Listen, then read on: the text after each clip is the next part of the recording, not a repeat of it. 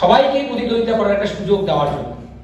আজকে প্রায় বিভিন্ন দিকে শোনা যায় যে বিভিন্ন জায়গায় ইলেকশন হয় না, ইলেকশন করতে দেওয়া হয় না, নানা রকম চাপ, প্রেশার, নমিনেশন তোলা, নমিনেশন দেওয়া ইত্যাদি।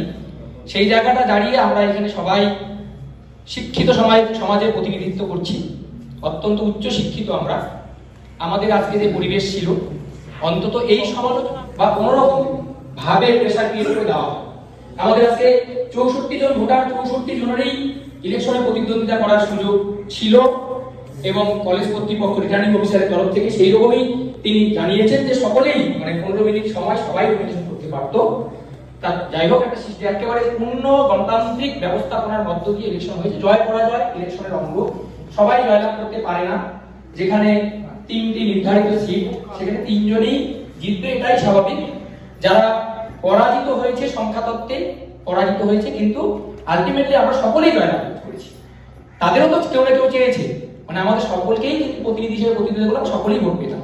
ফলে আমরা হয়তো সংখ্যা তত্ত্বে 2-4টা ভোট বেশি পেয়ে প্রতিনিধিত্ব করার সুযোগ পেলাম, তার মানে এই নয় যারা হেরে গেল তারা সুযোগ পেল। আমরা হ্যাঁ লেস দেন 50%। গণতান্ত্রিক ব্যবস্থা, যেহেতু গণতান্ত্রিক ব্যবস্থায় মেজরিটি যারা হয় সংখ্যায় আর কি, তো যাই হোক সেখানে আমরা সকলেই প্রতিনিধিত্ব করার সুযোগ কোনো না কোনো ভাবে অবশ্যই পাবো। আমরা 3 জন গভর্নিং বডিতে গেলাম শিক্ষক প্রতিনিধি হিসেবে, তার মানে এই নয় যে আমরাই সব জায়গায় প্রতিনিধিত্ব করব, আমরা সকলেই কিন্তু কলেজেরই প্রতিনিধিত্ব করব। আমি সবাইকেই বলবো, আমরা শিক্ষক স্বার্থে, কলেজের স্বার্থে গভর্নিং বডিতে সিদ্ধান্ত নেওয়ার চেষ্টা করব।